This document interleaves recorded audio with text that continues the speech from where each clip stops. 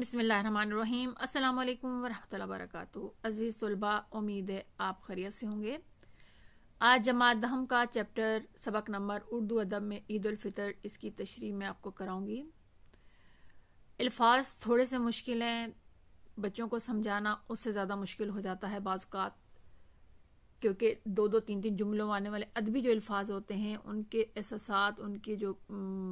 ख्यालात होते हैं वो छोटे अपने से कम जो है ना जिस कहते हैं इल्म रखने वालों को, ख़ास तौर पर जिस हम तालिब इल्म कहते हैं, उनको समझाना जो है ना वो थोड़ा सा उस्ताद के लिए मुश्किल होता है। लेकिन बेटा सच्ची बात है, कुछ बातें आपको रटे की तरह याद करनी पड़ती हैं और कुछ बातें जो आसान होती हैं वो समझ के लिखनी पड़ती हैं। कुछ मज़ामीन जब ये मज़ामीन इस तरह के आप बार बार पढ़ेंगे, एक या दो से तीन, तो फिर आपको समझ आती जाएगी कि ये इन अल्फाज, इन जुमलों का मतलब क्या होता है। तो मैं कोशिश करूंगी आसान से आसान करके थोड़ा सा आपको बताऊं। फिर जहां पे अगर कोई गलती हो गई तो उसके लिए मैं माजरत करती हूँ। तो आप एक दो अब साथ से पूछें और ये भी सुन लें, तो इंशाल्लाह ताला आपके इल्म में इजाफा होगा। पहले मैं आपको बताऊंगी उर्दू अदब में ईद उल फितर जो है ये तनकीदी मजमून है या फिर सिंपल सादा मजमून भी हम इसको लिख सकते हैं। शुरू करते हैं। उर्दू की गज़लिया शायरी में ईद, ईद का चांद, हिलाल व आबरू, महबूब से रोज़ ईद की मुलाकातें और इसके मुतल्लकात ही अहम रहे। यानी उर्दू गज़लिया में जितनी भी शायरी की गई उनके जो मौजू थे वो ज़्यादातर ईद पर थे। ईद का चांद, हिलाल व आबरू, हिलाल कहते हैं पहली रात के चांद और आबरू कहते हैं भवों को। जैसे ये इस तरह शक्ल, हिलाल की आधी शक्ल ये होती है पहली रात के चांद की, और फिर आपकी भवें जो आपकी आंखों के ऊपर होती हैं उनकी शक्ल भी इसी तरह होती है। तो इन मौज़ूआत पर लिखा गया, या फिर ईद के मुलाकातें, ईद के रोज़ जो हम मुलाकात करते हैं महबूब के साथ, उस पर जो है ना शायरी की गई। फिर लेकिन 1857 की जंग आज़ादी के बाद जब उर्दू शायरी की हदूद में वुसअत पैदा हुई, यानी जब उर्दू शायरी ने तरक्की की और नज़मों की तरफ तवज्जो मजबूल हुई और लोगों ने नज़मों लिखने का आगाज कर दिया, ये शुरू हो गई, तो ईद के मौजू में भी इशाराती और अलामती मकानात ज़्यादा हो गए। तो ईद के मौजू पर लिखे जाने वाले जितने भी नज़में या गज़लें थीं उनमें भी इशारे और अलामतें जो है ना वो इस्तेमाल करके ज़्यादा लिखा गया। यानी महबूब से मुतल्लिक अलामतें या मोहब्बत से मुतल्लिक या ईद के रोज़ की मुलाकातों से मुतल्लिक जितने भी अलामतें थी या जो इशारे थे वो जो है ना साथ इस्तेमाल करके जो है ना मज़ीद जो है ना शायरी की गई। फिर उर्दू शायरी को 1857 के बाद मिली एहसासात की तर्जमानी का वसीला बनाया गया। अब जो मिली एहसासात होते हैं, कौमी जज्बा होता है आपका, मिलत कहते कौम, और एहसासात जज्बा हो जाएगा आपका, तर्जमान आपका हो जाएगा नुमाइंदगी या किसी चीज को बयान करना, और वसीला होता है जरिया। लेकिन यहाँ पे मतलब ज़ाहिर मजाजी लेंगे, इस्तिलाही मतलब लेंगे कि उर्दू शायरी को 1857 के बाद मुसलमानों के जो है वो कौमी जज्बे को जो है वो बताने का जरिया बना दिया गया, बना दिया गया कि मुसलमानों के अंदर जो कौमी जज्बे हैं, कौमी एहसासात हैं, कौमी ख्यालात हैं, उनको जो है ना शायरी में किस तरह पेश करना है उसका जरिया बना दिया गया। और इस तरह मुसलमानों की जो फिक्री जिंदगी खदोखाल थे, अब फिक्री जिंदगी होती है इंसान की अपनी जिंदगी की सोच, और खदोखाल कहते हैं नक्शो निगार या अशकार। और यहाँ पे उर्दू अदब में इस्लामी इकदार व रवायात का मतलब रवायत की जमा, यानी रहन सहन के तरीके की पासदारी, यानी पास रखना, उसको कायम रखने के अमल को शदीद से शदीद तर कर दिया गया, यानी ज्यादा से ज्यादा कर दिया गया। अब इसके लफ्जी मानी कुछ और हैं, तो मैं इसके इस्तिलाही मानों के हिसाब से आपको इसको समझाती हूँ कि उर्दू शायरी को 1857 के बाद मिली एहसासात की तर्जमानी का वसीला बना दिया गया। यानी उर्दू शायरी को 1857 के बाद कौमी जज्बे को उजागर करने के लिए कौमी जज्बे को नुमाया किया गया। यानी उर्दू शायरी में 1857 के बाद मुसलमानों के जो कौमी जज्बा है उसके ऊपर ज्यादा लिखा गया या उसको नुमाया किया गया। और इस तरह मुसलमानों की जो फिक्री जिंदगी थी या मुसलमानों की जो सोच थी, उसने उर्दू अदब में इस्लामी रवायात को कायम रखते हुए अपने रहन सहन के अंदाज, यानी यहाँ पे आएगा इस्लामी रवायात को कायम रखते हुए इस अमल को शदीद से शदीद कर दिया, इस अमल को और बढ़ा दिया। यानी एक तो पहले 1857 में मुसलमानों के जो जितने भी जज्बे, कौमी जज्बे थे, उसको उजागर करने के लिए उस पर लिखा गया। फिर उसके बाद मुसलमानों की जो फिक्री जिंदगी थी اس پر انہوں نے اردو ادب میں اسلامی روایات کو بھی پاس رکھتے ہوئے، یہ نہیں کہ اسلامی روایات سے ہٹ کے انہوں نے لکھا، اسلامی روایات کو قائم رکھتے ہوئے اس عمل کو اور بڑھا دیا، اس پر زیادہ لکھنا شروع کر دیا۔ پھر کیا ہوا کہ عید الفطر پر نظموں کی کثرت کا سبب بھی یہ ہے، یعنی عید الفطر پر لکھی جانے والی زیادہ نظموں کی وجہ بھی یہی ہے۔ اور شعراء اور ادبا نے، یعنی شاعر حضرات اور ادیبوں نے جب تخلیقی جوہر، یعنی اپنے کام کی جو مہارت ہے، اپنے کام کی جو صلاحیت ہے، اس کے حوالے سے افکار کی پیشکش کا سامان کیا، یعنی اپنے خیالات کو، یعنی شاعروں اور ادیبوں نے اپنی صلاحیت کو استعمال کرتے ہوئے اپنے خیالات کو جو ہے نا وہ آگے بڑھایا، یہاں آئے گا آگے بڑھایا، یعنی شعراء، شاعروں اور ادیبوں نے اپنی صلاحیت کو استعمال کرتے ہوئے اپنے خیالات کو آگے بڑھایا۔ جب انہوں نے اپنے خیالات کو آگے بڑھایا یا مزید انہوں نے سوچ کر لکھنا شروع کیا تو ان کے جو یہ موضوع تھے وہ کئی جہتوں میں پھیل گئے، یعنی مختلف عنوانوں، جہت کہتے ہیں سمتوں میں، تو یعنی وہ کئی موضوعوں پر لکھنے لگ گئے، صرف یہ والے ٹاپکس نہیں تھے، عنوان تھے، اور بھی موضوع تھے جن پر انہوں نے شاعری کرنی شروع کر دی۔ پھر اس کے بعد کیا ہوا کہ انہوں نے عید کو محض یعنی صرف خوشی، یا عید کے چاند کو محض یعنی صرف اس سال میں ایک بار جھلک دکھلا کر، یعنی ایک بار آنا اور پھر چلے جانا کے حوالے سے انہوں نے دیکھنے کی بجائے، یعنی اس پر لکھنے کی بجائے انہوں نے کہا کہ یہ چاند جو ہے نا ہماری تہذیبی اور ان کی جو فکری زندگی کہ وسیع تر جغرافیے سے ملا دیا گیا، یعنی مسلمانوں کی تہذیب اور ان کی سوچ سے انہوں نے چاند کو سال میں ایک دفعہ دکھا کر چلے جانے کو شاعروں نے مسلمانوں کی تہذیب اور مسلمانوں کی سوچ کے ساتھ ملا دیا۔ جسے عید کے موضوعات میں جیسے عید کے موضوعات میں یعنی شعراء حضرات نے عید کے موضوعات میں نئی نئی باریکیاں پیدا کر کے، نئے نئے نقطے پیدا کر کے، نئے نئے عنوان لائے، اور اس سے پھر کیا کیا انہوں نے ادبی خوشی کے ملے جلے جذبات کر کے، انہیں ادب سے پھر اس کو جوڑ دیا، یعنی عید کے موضوع پر مختلف نئے موضوعات تلاش کیے، پھر انہوں نے اس چیز کو لکھ کر ادب کے ساتھ اس کو جوڑ دیا۔ پھر گلدستہ عید میں موضوعات کیا ہونے لگے کہ صحن عید گاہ ملاقات، یعنی عید کے صحن میں، عید کی جہاں پہ نماز پڑھی جاتی وہاں پہ ملاقات، اور اندرون خانہ عید میں ملاقات، یعنی گھر کے اندر جو عید ہم ملتے ہیں اس کے جو ہمارے احساسات ہوتے ہیں، جو ہمارے خیالات ہوتے ہیں،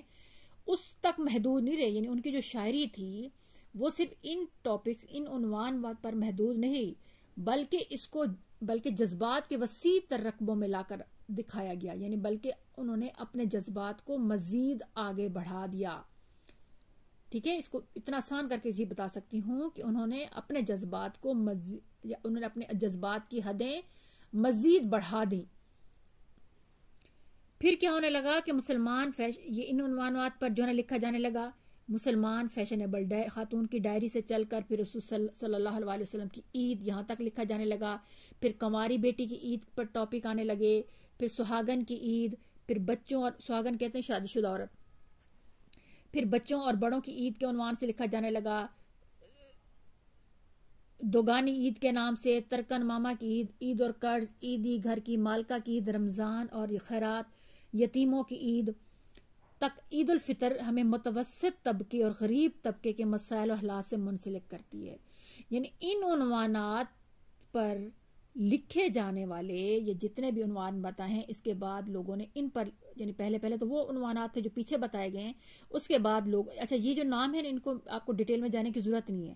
ٹھیک ہے، یہ اس کو جسٹ ایز اے نیم ہی جو ہے نا ان کے ٹاپکس کے رہنے دے۔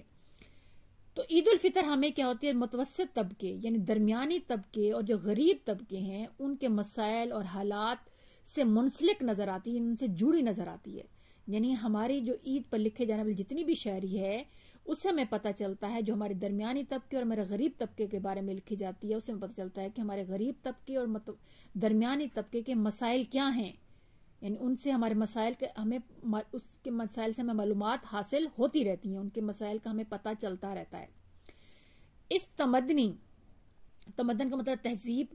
پس منظر یا اس کے پیچھے کے طفیل کہتے ہیں وجہ سے ایک وقتی جذبہ ہیجان نہیں، ہیجان کہتے ہیں جوش،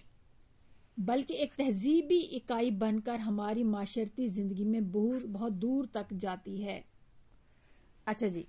اب جتنے بھی ہمارے اوپر پر جتنے بھی ٹاپک لکھے ہوئے ہیں تو اس آگے یہ کہنا چاہ رہا ہے کہ اس تمدنی پس منظر کے طفیل یعنی جو ہماری یہ تہذیب ہے، جو ہم نے جو روایات ہیں، جو ان عنوانات پر ہم نے اپنی تہذیب دکھائی ہے کہ لوگ یہ کیسے کیسے عیدیں مناتے ہیں، اس کے پیچھے جو ہے نا، اس کے پس منظر کے طفیل یعنی اس کے پیچھے بتانے کی وجہ جو ہے نا، وہ ایک وقتی جذبہ جانی یعنی ایک جوش جذبہ نہیں ہے کہ ہم نے ساری چیزیں کھول کر رکھ دی اپنے غریب طبقے کی اور درمیانے طبقے کی، ان سب کی تہذیب، ان کے رہن سہن کے انداز کے پیچھے جو ہے نا وہ ایک جذبہ کو یا جوش نہیں چھپا ہوا، بلکہ ایک تہذیبی اکائی بن کر ہمارے معاشرتی زندگی بہت دور تک جاتی ہے. یعنی ان سب کو ملا کے ہماری ایک تہذیب بنتی ہے، اور یہ جو ایک تہذیب ہے وہ ہماری سب کی معاشرتی زندگی کے بارے میں سب کو بتاتی ہے. ٹھیک ہے، میں ایک دفعہ دوبارہ بتا دیتی ہوں کہ اوپر لکھے جانے والے یہ جتنے عنوانات ہیں، یہ ہمارے عید الفطر کے یہ جتنے بھی عید الفطر کے عنوانات ہیں، یہ ہمارے درمیانی طبقے اور غریب طبقے کے مسائل کو اجاگر کرنے میں یا ہمیں بتانے میں اہم کردار ادا کرتے ہیں. اور یہ ان کی جو تمدنی پس منظر ہے، یعنی ان کی تہذیب بتانے کے پیچھے جو وجہ ہے پس منظر کے طفیل، یعنی ان لوگوں کی تہذیب، ان لوگوں کے رہن سہن کے انداز ہمیں شاعر حضرات کے بتانے کی اصل وجہ یہ نہیں ہے کہ یہ وقتی جذبہ ہے، وقتی جوش ہے کہ ان کے بارے میں بتایا جا رہا ہے، بلکہ یہ ایک تہذیب اکائی بن کر، یعنی ان سب کو ملا کر ہم ایک تہذیب بنتے ہیں، اور ایک تہذیب جو ہے نا وہ ہمارے معاشرتی زندگی جو ہے نا سب کے سامنے آ جاتی ہے. ان سب کو ملا کر ہماری ایک تہذیب بن جاتی ہے، اور یہ تہذیب جو ہے نا ہماری معاشرتی زندگی کی عکاسی کرتی ہے، ہماری معاشرتی زندگی تک لے جاتی ہے، ہمیں لوگوں کو دکھاتی ہے کہ ہم معاشرے میں کیسے رہتے ہیں. اس وسعت پذیری سے موضوع کی جڑیں ہماری ادبی روایات میں پھیل گئی. یعنی اتنا زیادہ لکھنے کی وجہ سے شاعری کی جو موضوع ہیں، اس کی جو جڑیں ہیں، یعنی آپ اس کو سادہ الفاظ میں کہہ سکتے ہیں کہ اتنا زیادہ